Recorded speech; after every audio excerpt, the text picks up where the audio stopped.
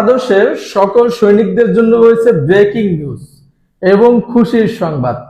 মাননীয় প্রধানমন্ত্রী শেখ হাসিনা তিনি প্রত্যেকটা বঙ্গবন্ধুর আদর্শের সৈনিক এবং দেশবাসীকে মানসিকভাবে প্রস্তুত থাকার আহ্বান জানিয়েছে।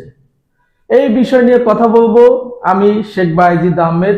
আপনারা ইতিমধ্যে জেনেছেন যে মাননীয় প্রধানমন্ত্রী শেখ হাসিনা তিনি আগামী 23 তারিখে ভারতের প্রেস ক্লাবে দিল্লিতে সেখানে তিনি একটা কনফারেন্স করবে। সেখানে জাতিসংঘের সদস্য থাকবে, আন্তর্জাতিক মানবাধিকার সংস্থার সদস্য থাকবে এবং আন্তর্জাতিক যত নামি দামি মিডিয়া আছে প্রত্যেকটা মিডিয়া সেই কনফারেন্স কভারেজ করবে। তিনি কি তুলে ধরবেন বা বাংলাদেশ আওয়ামী লীগের নেতাকর্মীদেরকে কি নির্দেশনা দিবেন সেটা এখন সারা বিশ্বের চোখ রয়েছে সেদিকে। কারণ আপনারা জানেন যে ইতিমধ্যে অনেকগুলো ঘটনা বাংলাদেশে ঘটে যাচ্ছে। যে মার্কিন যিনি রাষ্ট্রদূত বাংলাদেশে এসেছেন তিনি রাষ্ট্রপতির সাথে দীর্ঘ সময় আলোচনা করেছেন এবং রাষ্ট্রপতির হাতে তার নিয়োগপত্র দিয়েছেন। রাষ্ট্রপতির হাতে নিয়োগপত্রে দিয়ে তিনি বাংলাদেশে কার্যক্রম শুরু করেছেন।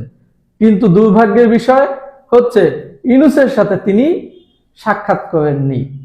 অবৈধ অসাংবিধানিক সরকারের যিনি প্রধান উপদেষ্টা রয়েছেন তার সাথে কোনো সাক্ষাৎ করেননি এই মার্কিন রাষ্ট্রদূত যিনি বাংলাদেশে আছেন।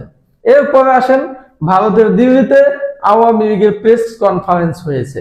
সেখানে আওয়ামী লীগের নেতৃবৃন্দ সবার সামনে এসে প্রেস কনফারেন্সটি করেছেন।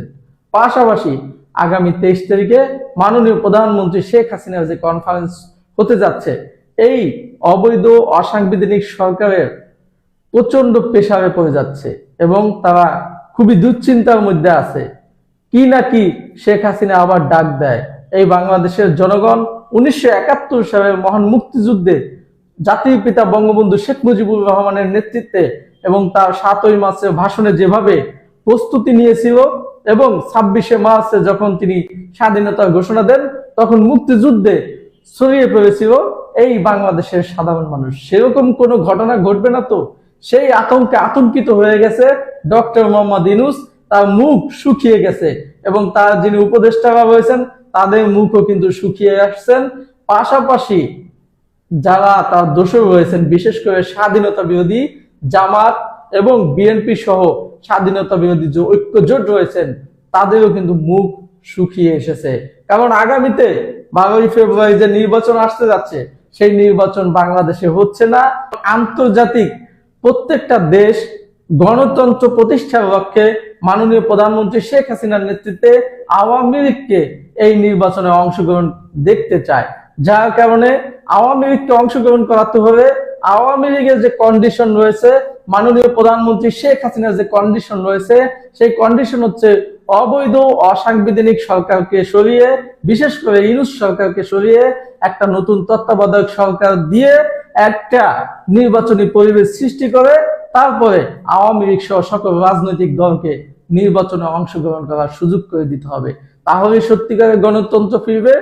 তা না হলে বাংলাদেশে আবার 1971 সালের মহান মুক্তিযুদ্ধের মতো আবার যুদ্ধ হবে। সেই সময় যুদ্ধ হয়েছিল জাতির পিতা বঙ্গবন্ধু শেখ মুজিবুর রহমানের নেতৃত্বে, তারই কন্যার নেতৃত্বে 2026 সালে যুদ্ধ হতে যাচ্ছে। সো এই পরিবেশ পরিস্থিতি থেকে, এই যুদ্ধ অবস্থা থেকে বাংলাদেশকে মুক্ত করতে পারে একটা সত্যিকারের গণতন্ত্র, আওয়ামী লীগ সহ সকল প্রগতিশীল রাজনৈতিক দলের অংশগ্রহণ সহ একটা সুন্দর সুষ্ঠু নির্বাচন। সেই নির্বাচনে যারা বিজয়ী লাভ করবে তারা হচ্ছে দেশ পরিচালনা করবে জনগণের ভোটে।